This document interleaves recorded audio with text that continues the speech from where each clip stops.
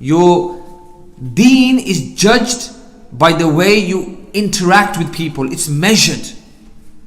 So don't look at a person's beard and his thobe and his hat and his turban and his miswak or whatever else people wear to look pious. It's good if you're following the sunnah, but that's not all of the deen. Your deen is measured by how you are with your family, your colleagues, your community and your society. That is why the Messenger sallallahu alaihi wasallam said that I am the best to my wives, and the best of you are those who are best to their families. That's the key performance indicator. That's the criteria. That's the framework to assess whether or not we are truly on the way of the Messenger. Not about wearing a certain attire. Islam is not about costumes and uniforms. It's about your mannerisms in line with the mannerisms of the Messenger sallallahu alaihi wasallam.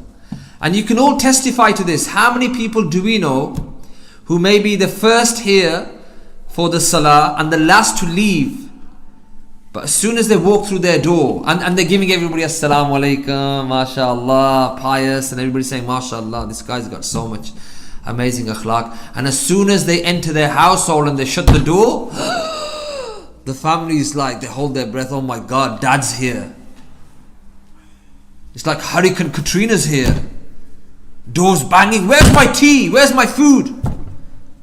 That's a real indication of how pious we are. Not in the masjid, in front of everybody. Those people who live with you in that small box that we call a house, and they share 90% of your time, if they can vouch for you that my father, my husband, my son is good, then alhamdulillah.